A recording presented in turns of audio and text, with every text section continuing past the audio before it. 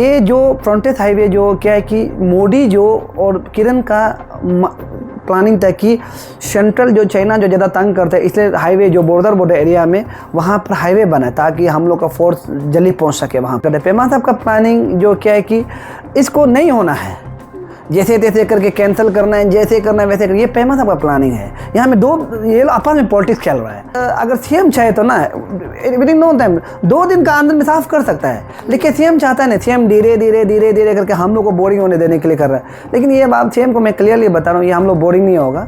CM को clearly बता रहा हूँ, अगर आपका मंत्री अगर शामिल है तो हटा दीजिए ना, क्या प्रॉब्लम है, कोई तो बनेगा ना। आपका एमएलए होते तो एमएलए टर्मिनेट कीजिए ना, और तो करप्शन में चार्ज फाइल करा दीजिए, और आपका ऑफिसर टर्मिनेट कीजिए ना। असम का मुख्यमंत्री इतना असम को डेवलप करके ले जा, इतना आगे ले जा रहा है, लेकिन क्या हमारा अरुणाचल में क्या आपको देखिए, यहाँ नाहरलगुन तो पपुनाला तो वो नाहरलगुन का रोड को देखिए इतना खराब है, बाकी को आप छोड़ भी दो। जो पेमा साहब है वो चाहता है कि अरुणाचल में उसका दबदबा हो, उसका सब सोच हो, जैसे वो चाहता है वैसे चाहता भी हो। क्योंकि क्लियरली बता रहा, हम लोग यहाँ कोई एमएलए मिनिस्टर लोग ही माने दलाल जैसे करते हैं, इधर बोलते उधर बोल चुकली बोल के घूमते हैं।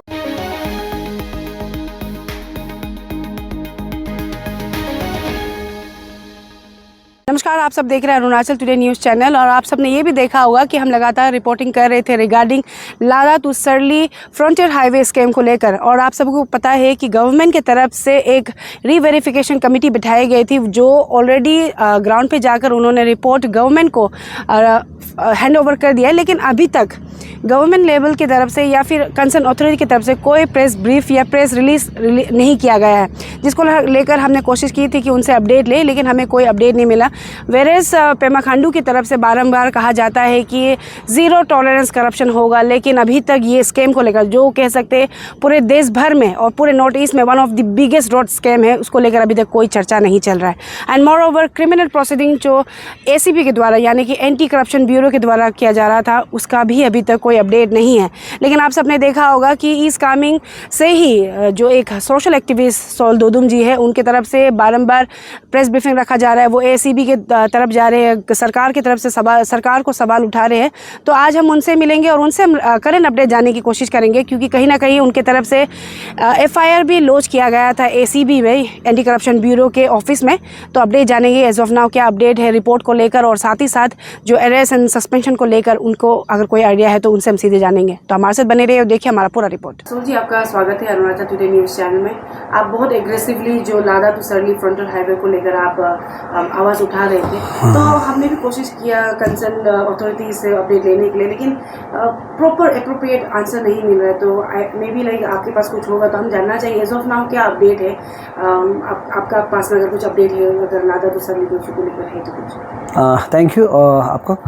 तो एक्चुअली ऐसा है कि जो रिसेंटली हम जो लादा टू सरली का जो प्रेस क्लब में, आप लोगों को प्रेस क्लब में हम जो इंटरव्यू दिया था, उस जब होली समय में था, तो उस समय में हम यही बात बोला था कि डीसी को जल्द से जल्द सस्पेंड करो, उसके बाद डीलर्सों का जो वाइफ और उसका साली को जल्द से जल्द अरेस्ट करो।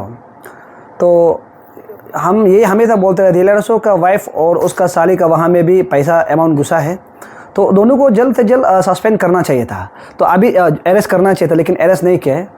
और दूसरा बात आपको मैं ये बता दूं कि मेरा ये मांग था कि इमीडिएटली वहाँ का जो रीवेरिफिकेशन टीम का को देख के उसका रिकवर करे, ताकि जो पैसा जिसका अकाउंट में है रिकवर करके वहाँ में जो डिप्राइव लो है उसको पेमेंट जल्द से जल्द पेमेंट करके काम को शुरू करो। तो अभी हम लगभग देख रहे हैं कि देखिए यहाँ में तो छुपा छुपी का बात नहीं है, सब जानता ही है। हमारा यहाँ पर सिर्फ डीलर्सों और डीसी शामिल नहीं है, हमारे यहाँ पर हमारा एमएलए मंत्री, हमारा लोकल लोग ही कुछ मिला हुआ है। जो हमारा एमएलए मिनिस्टर हो गया, कुछ लोग ऑफिसर हो गया, जो मिला, जो सरकार को चलाने वाला, वो लोग ही यहाँ पर करप्शन करके रखा है। तो आप हमेशा बोलते रहते, सीएम बोलते रहते कि जीरो टॉलरेंस। देखिए जीरो टॉलरेंस अगर सचमुच करते हैं उसका मिनिस्टर लोग ही गिर जाएगा। हम बता रहे अगर जीरो टॉलरेंस होता है तो ये क्लियरली बता 2 मिनिस्टर गिरेगा उसका से, और 1 एमएलए गिरेगा, कन्फर्म है, वो झूठ भी नहीं है। 2 मिनिस्टर गिरेगा, 1 एमएलए गिरेगा। तो आप जीरो टॉलरेंस बोलता है कुछ और है, सरकार पेमा साहब जो करता है कुछ और है। इसलिए पेमा साहब को भी हम तो धीरे धीरे सब, हम सिर्फ नहीं है, सारा पब्लिक बोरिंग होते जा रहा है। ये सिर्फ बोलने वाला है, मनमुख में फेंकने वाला है और सर करता नहीं है, इसको सब धीरे धीरे बोरिंग होते जा रहा है। तो हम भी कभी कभी लगता है कि इसका हकीकत को भी जानने देना चाहिए। और अभी हम लोग ऐसा ही जो SIB लो होता है वो आधा मुरा काम कर रहा है वहाँ। उस दिन भी वहाँ में हम लोग दुनिया गया, वहाँ पूरा देखने गया, SIB के साथ हम गया है वहाँ पूरा, वहाँ मेरा नाम से ही वो FIR लॉस किया है। देखिए मैं क्लियर, SIB लोग करना चाहता है, लेकिन SIB जो CM का अंदर में है, हाँ जो SIB लो CM का अंदर में था, तो CM का अंदर में CM जो जीरो टॉलरेंस मुख से बोल बोल के कुछ करने ही नहीं दे रहे, तो SIB लो क्या करेगा? अगर CM जो बोलेगा कि SIB आप जो करना है, आपको जो निकलना निकाला बोलना था, हम लिख के रख देंगे, SIB 2 दिन का अंदर में सबका पैसा रिकवर कर देगा। क्लियर मैं बता रहा हूँ। लेकिन CM का अंदर में CM ही सब में, पार्टी में और चीफ गेस्ट में एंजॉय करने में, छोटा मोटा चीज़ को पोस्ट करने में, कंग्रेचुलेशन देने में, ये सब में CM जो बिजी है। CM जो हमारा अरुणाचल के लिए कुछ नहीं कर रहा है। और मैं दूसरा बात आपको मैं बता रहा हूँ कि देखिए ये क्या बोलते, अरुणाचल में करप्शन इतना है अभी, जो ओवरऑल जो दुनिया में वर्ल्ड में सबसे करप्शन तो अरुणाचल में ही होता होगा।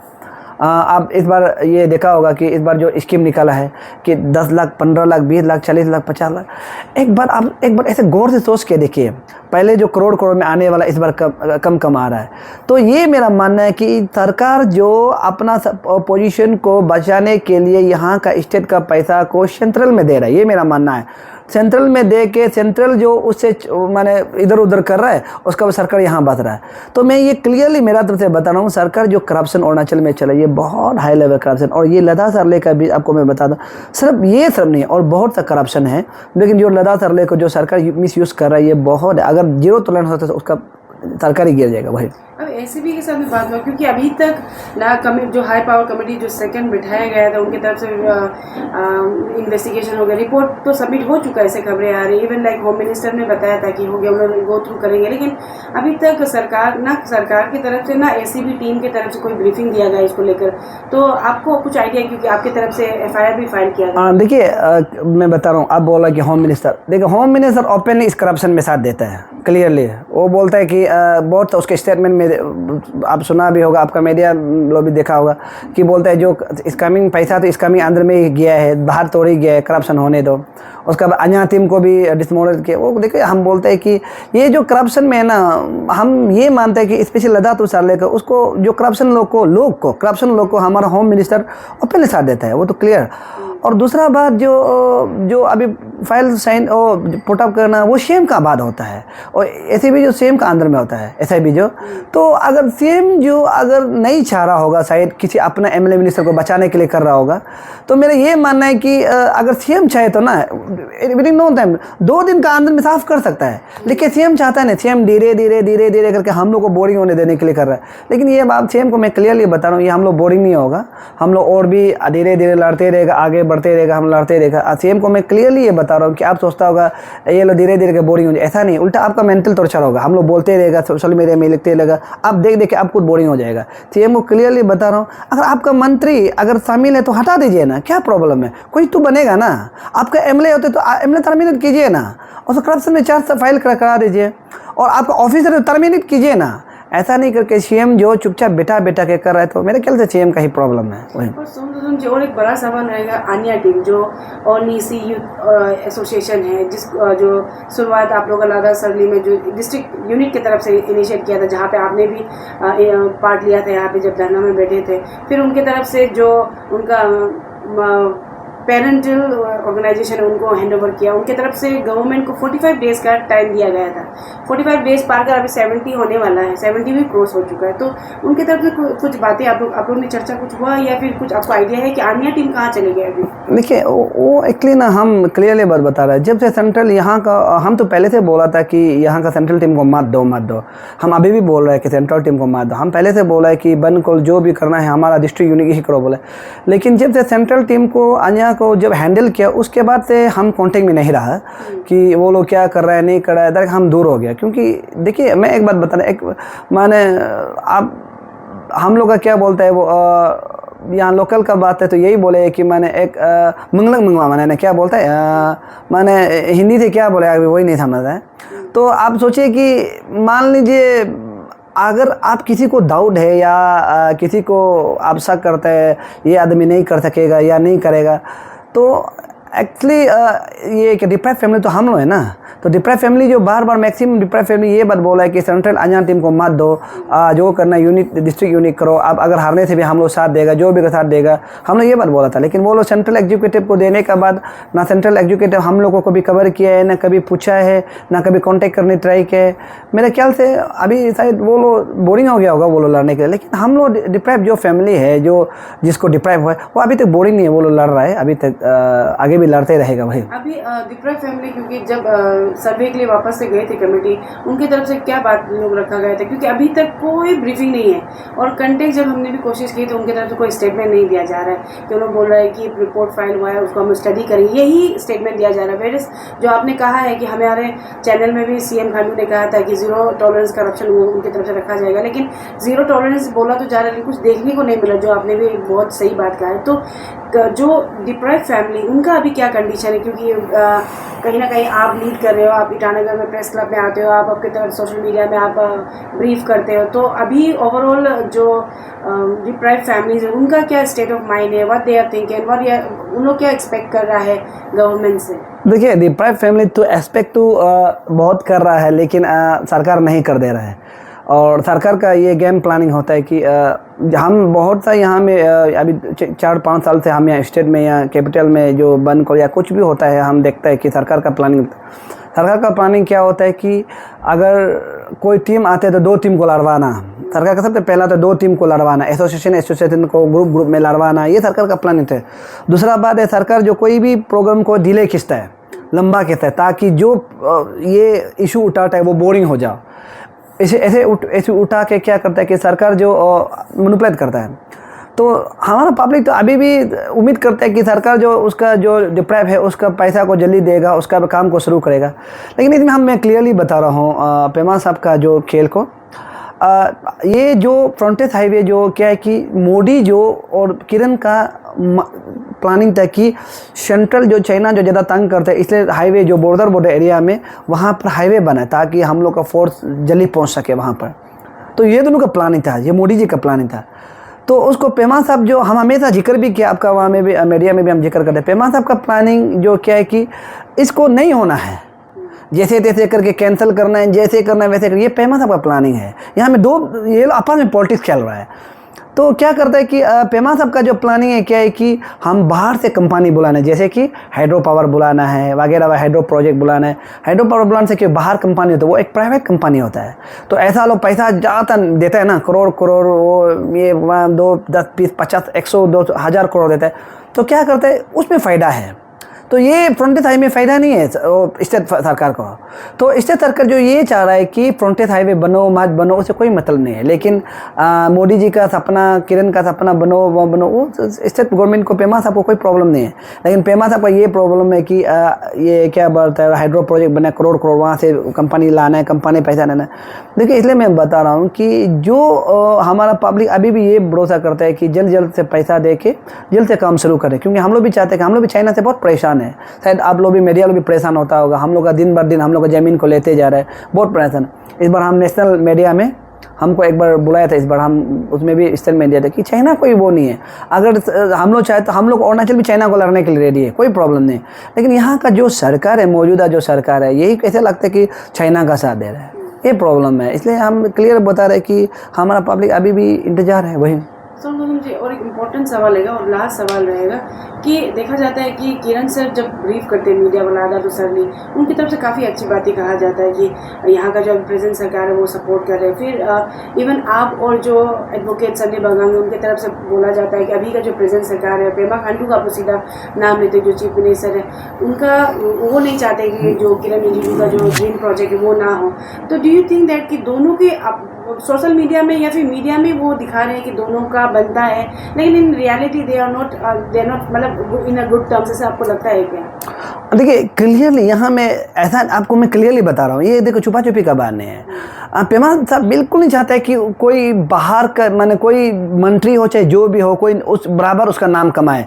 पेमा साहब का ये सोच रखता है कि हमेशा उसको तारीफ़ करना चाहिए, young leader, dynamic leader, handsome leader, प्यारा लीडर, अच्छा लीडर। वो सोचता है कि अरुणाचल में उसी को लीडर को तारीफ़ करना है। वो ये नहीं चाहता है कि और उसके पीछे में भी कोई लीडर उसको बोले कि ये लीडर भी अच्छा काम कर रहा है, वो नहीं चाहता है।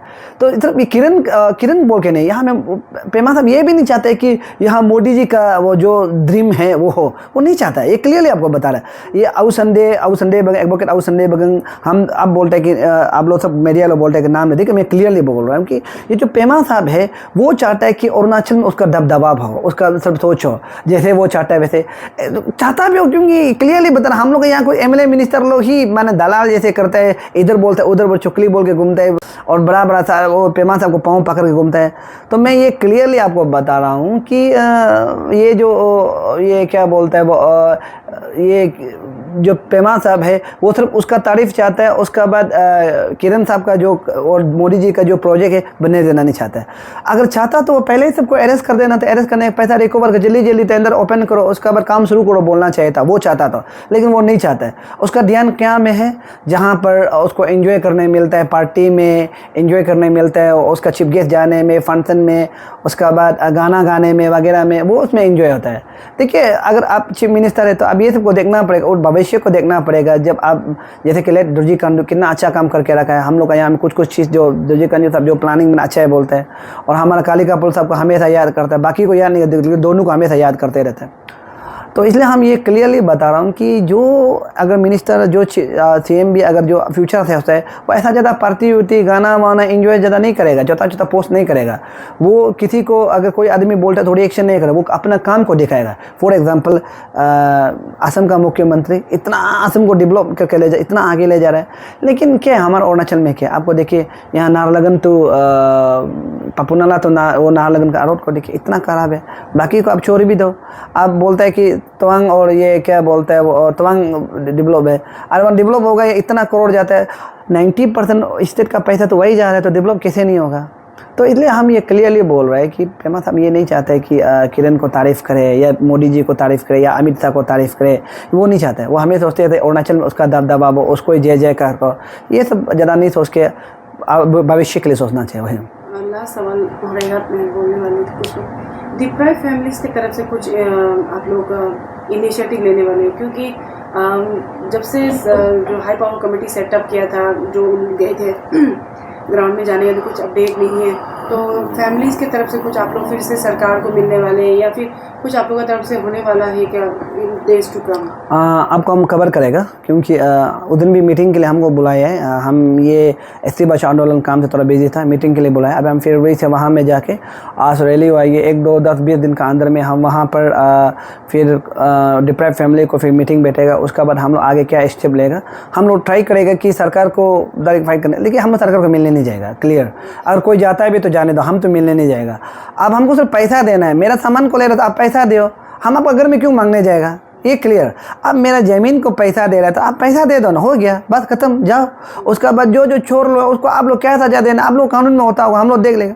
नहीं तो आपको हम मेरा पैसा को मांगना आपका घर क्यों जाएगा, नहीं जाएगा। इसलिए आप अगर मेरा ज़मीन को यूज़ करना है तो देखो, हम एक कहावत होता है कि कुआं जो प्यासा का पास नहीं जाता है, प्यासा जो कुआं का पास आता है। ज़मीन जरूरी सरकार को है, गवर्नमेंट को है ज़मीन, हम तो पैसा जरूरी नहीं है, जो इस ज़मीन रहने दो मेरा। तो अगर आपको पैसा ज़मीन जरूरत तो पैसा दो, ले जाओ, वही। इसलिए सरकार को कोई मिलने नहीं जाएगा, सरकार चुपचाप हम लोग का पैसा दे दो, बस हो गया, उतना ही काफ़ी। Thank you.